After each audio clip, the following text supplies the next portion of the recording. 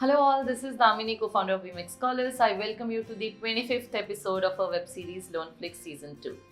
Coincidentally, our 25th episode fell on 25th of December, so I wish you all a Merry Christmas and a very Happy New Year. For those of you who are new to this channel, let me tell you Loanflix is a web series which covers each and every detail of an abroad education loan. Right from the eligibility to the process, disbursement, repayment, each and everything. And Loanflix is an initiative of VMix Scholars. VMix Scholars is an organization which is funded and supported by the Ministry of IT, Government of India, and its sole purpose is to help students like you get an education loan. And let me make it very clear, all the services of VMix Scholars are completely free of cost.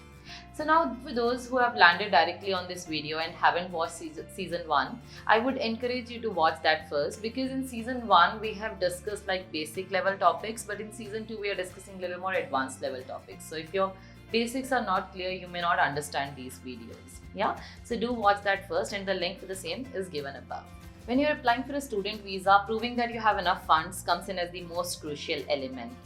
Some of these students have family funds which they can show for the visa, but 70% of these students rely on education loan sanction to prove the embassy that they have enough funds. So hence it is very important for every student to know how and when to show these funds in the rightmost way to make the most of it and to improve the chances of visa success. Yeah. So this video is specifically made for those who are applying to study in Australia. So Australian High Commission is very particular about the funds part in your visa application. Hence, please listen to this video very carefully and make notes wherever required. Yeah. So I will be covering in this video, most crucial elements are like, how much do you have to show, when do you have to show these funds, and what are some of the important formats which embassy is looking for with respect to these funds. So let's start this video, but before that, if you appreciate the idea of Loanflix and if you are liking our videos, then please subscribe to our channel and hit that bell icon to get regular updates.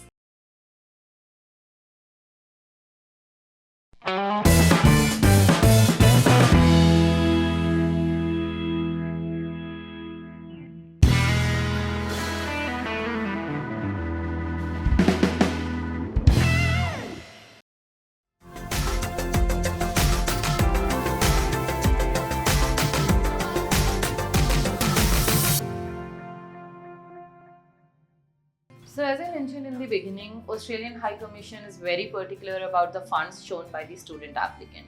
It is because the High Commission believes that most of the students are not coming with a goal to study at top universities in Australia, but instead their primary agenda is to do part-time jobs while studying. Hence, they aim to offer visas only to the students who show that they have clear access to liquid funds during the time of study, so that these part-time jobs and all these can be, kept out. So now there are two ways to fund your studies in any foreign country. One is your family funds, and other is education loan. Scholarships is applicable, but that is only for a smaller group of people, right? So many of the consultancies advises their students to go for a loan even if they have family funds. It is because the consultancies believe that students who have loan have higher chances of getting a visa success, because loans shows as more clear source of funds instead of family money. So it might be true to some extent, but there is no concrete information on that. I of course know for the fact that High Commission is a bit relaxed on the funds part if you're going to one of the GO8 universities. For those of you who do not know, GO8 is a group of top 8 Australian universities, which includes University of Melbourne, Australian National University, University of Sydney, University of Queensland, University of Western Australia, Monash University, University of Adelaide, and UNSW Sydney. So if you're going to one of these universities, your funds requirement is going to be it's going to be a little relaxed. Now let's assume you are going to take an education loan to study in Australia, either from the perspective of visa success point, or it might be the only way for you to arrange funds for your studies. So now let's talk about what kind of loans you can apply for. So for Australia, you can get both secured or unsecured loans, that is like loans with collateral or without collateral respectively. But Australian Embassy doesn't prefer loans which are taken without collateral, because for them, if you're taking a unsecured loan, it generally means that your family doesn't hold enough assets in India, which doesn't reflect your image as a financially stable person. And this is the exact same reason why Australian Embassy doesn't prefer even the collateralized loans which are taken against a collateral of a non-family member. Yeah, so here are your options, when you're applying for loan. The first option is you can actually go for an NBFC or a private bank which can offer you up to 40 lakhs loan without collateral for some of the top institutes if you're applying via BMX Scholars. But taking an unsecured loan somewhere means you will have a little higher risk of visa rejection. Your other option is you can go with government banks for a loan with a collateral security, but make sure that the collateral which you are putting should ideally be from a family member. So that will give you the highest chance of visa success when you're applying to Australia. Yeah. So now government banks, generally if you have a collateral, most of the students prefer to go with government banks, mostly because of two reasons. Number one, their ROIs are lesser, the interest rates are lesser compared to other private banks. And secondly, they have better acceptability, as I just mentioned, for the embassy. Yeah, so now you can apply for your loan. You can request a call back using the link mentioned above, and then you can talk to your financial officer and they will analyze and tell you which are some of the best options as per your profile. So for Australia, once you get a confirmed admission into the university, you need to do two further steps. Number one, you need to pay your first semester or first year fee to the university along with the health insurance charges as per the requirement. Number two, you need to arrange the living expenses funds in your bank account, which you need to show in the further steps. So now once you have paid fees to the university and the health insurance charges, they will issue you something called as COE, which is confirmation of enrollment. So now you need to provide this document at the time of visa application. In addition, the bank statement of the account where the living expenses funds are lying in, you also need to provide that bank statement for your visa. So if you're taking a loan, it is very much possible to arrange all these funds through your loan also. So once the loan is sanctioned, it has to be disbursed. So for that, you need to provide your university bank account details to the bank so that they can transfer the fee and health insurance charges directly to your university through the wire transfer. So once these funds are transferred, the bank will give you the payment receipt, which you can send it to the university so that they can start the COE process. Yeah.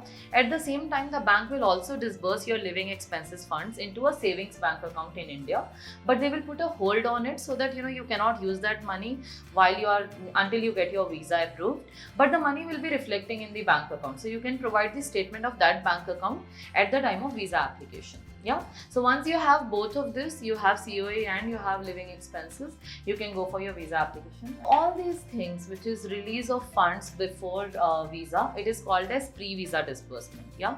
But most of the bank branches will deny doing it. They'll be like, what if your visa gets rejected? We will only release you money after the visa because otherwise it will be difficult for us to get that back, blah, blah, blah.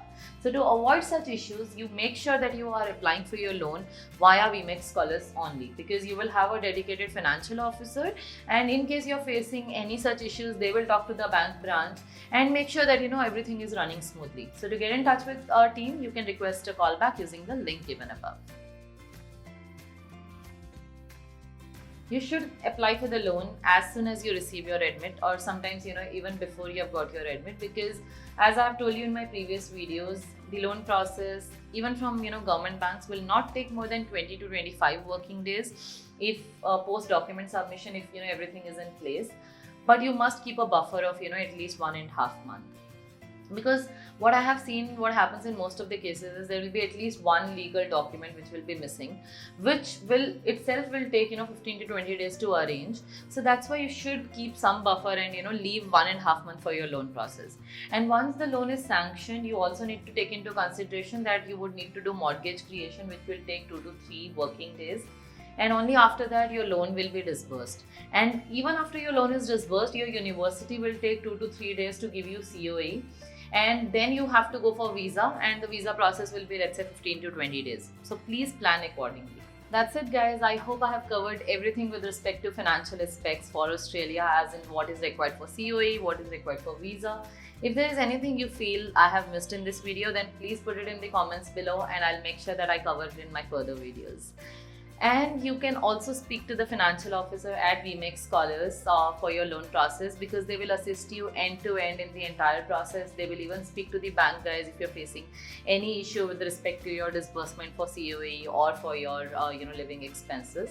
So you can request a call back using the link mentioned above. And you need to know that all the services of VMEX Scholars are free. We do not charge anything. And VMEX Scholars is funded and supported by the Ministry of IT, Government of India. So if you're liking these videos, then please subscribe to our channel and hit that bell icon to get regular updates. You can also suggest me the topics which you want me to cover. You just have to put it in the comments below and I'll take it up. So please hit the like button and share this video with your friends or colleagues who might be accompanying you or planning along with you to study in Australia. So stay tuned for my next video. See you then. Don't forget to subscribe and click on the bell icon to never miss any updates from us.